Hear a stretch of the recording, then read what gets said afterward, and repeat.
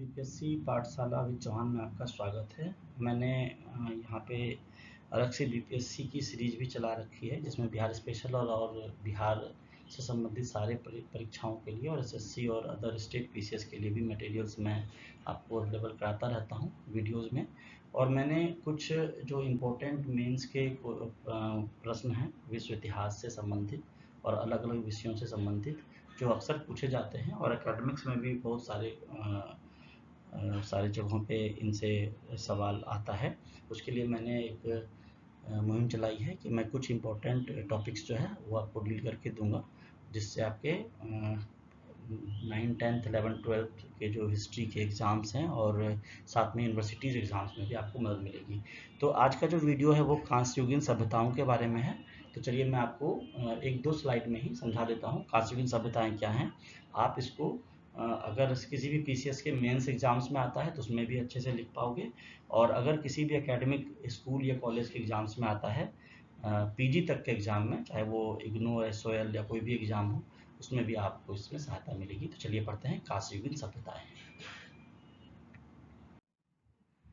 कांस्ययुगीन सभ्यताएं, यहाँ हम मुख्य रूप से कांस्ययुगीन सभ्यताएं जो थी वो मिस्र, नील, हड़प्पा और मेसोपोटामिया थी, साथ में सांग थी। मैं एक करके नील, मेसोपोटामिया, हड़प्पा, सांग सबको पढ़ा दूंगा। तो अभी देखते हैं इसमें क्या है कि कांस्ययुगीन सभ्यताएं एक्चुअल में क्या थी। तो यहाँ हम मिस्र या नील, हड़प्पा, मेसोपोटामिया और सांग सभ्यता की बात करने वाले हैं। सांग मतलब चाइना वाला सभ्यता, मेसोपोटामिया मतलब इराक वाला सभ्यता, हड़प्पा आप सभी जानते हैं सिंधु घाटी की सभ्यता, और मिस्र मतलब नील, इजिप्ट वाली सभ्यता। ऐसा माना जाता है कि विश्व में कई क्षेत्रों में जो परिवर्तन हुआ है वह पाषाण, पहले पत्थर, फिर कांस्य, कांसा और फिर लौह युग, आयरन एज के क्रम में देखने को मिलता है। यहाँ पे हम कांस्य युग की बात कर रहे हैं। इन सभ्यताओं के सांस्कृतिक और भौगोलिक परिवेश के साथ साथ इन सभ्यताओं में धातुओं के उपयोग की जानकारी जो है मैंने इस वीडियो में देने की कोशिश करी है। और विद्वानों का ऐसा मानना है कि पूरी दुनिया में जो सभ्यताओं का विकास हुआ वो लगभग एक जैसी पद्धति से ही हुआ था और उनकी संस्कृतियों में भी समानता दिखती है, इसलिए ऐसा विद्वान मानते हैं।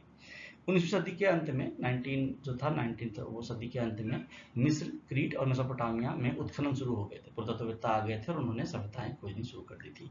तो सभ्यताओं में जो सांस्कृतिक परिवर्तन वो समानता दिखती है, इससे ये पता चला कि निश्चित रूप से ये एक दूसरे से जुड़े हुए हैं। ये जो सभ्यताएं हैं एक दूसरे से जुड़ी हुई थी। नगरीय जीवन की बात करें या लेखन के साथ साथ विकास का कोई संयोग नहीं था। तो नगरीय जीवन और लेखन का साथ साथ विकास कोई संयोग नहीं था कि एक ही टाइम में नगरीय जीवन हर दोनों जगहों पे है, हर जगह पे है और लेखन का विकास हो रहा है, वो संयोग नहीं है। ऐसा इसलिए था क्योंकि एक दूसरे से वो जुड़े थे। मिस्र, मेसोपोटामिया और भारत में जो शहरी क्रांतियां आई वो पहिए और परिवहन की खोज पर ही आधारित थी। ये सब पॉइंट्स हैं, आप इसको आंसर में राइटिंग में लिखिएगा। वैसे तो मानव संस्कृतियां क्रम से विकसित होती हैं, पर उनमें एक दूसरे से सीखने की क्षमता भी होती है। अगला पॉइंट है, इसको ऐसे उदाहरण समझा जा सकता है कि तांबे गलाने की कला हो, पहिए से चलने वाली गाड़ी की बात हो या फिर अक्षर का आविष्कार हो, ये सब एक बार में ही हुआ होगा, पर इन कई संस्कृतियों ने इससे सीखा। फिर से पढ़ते हैं इसे कि पहिए से चलने वाली गाड़ी की बात हो या फिर अक्षर का आविष्कार हो, ये सब तो एक बार ही हुआ होगा ना। एक बार ही हुआ होगा, अक्षर का आविष्कार एक बार हुआ होगा, पहिए की आविष्कार, लेकिन सब सभ्यताएं एक दूसरे से इन चीज़ों का सीखा, संस्कृतियों ने सीखा। इस प्रकार से समस्त विश्व में संस्कृतियां फैली यहाँ। तो इस वीडियो में इतना ही है, छोटा सा वीडियो है, 3-4 मिनट का वीडियो है, आप इसको देखिएगा। और मुझे यकीन है कांस्ययुगीन सभ्यता के बारे में, अगर भूमिका के बारे में कुछ भी आपको लिखना है तो आपको सारे जानकारी यहाँ पर मैंने डाल दिया है।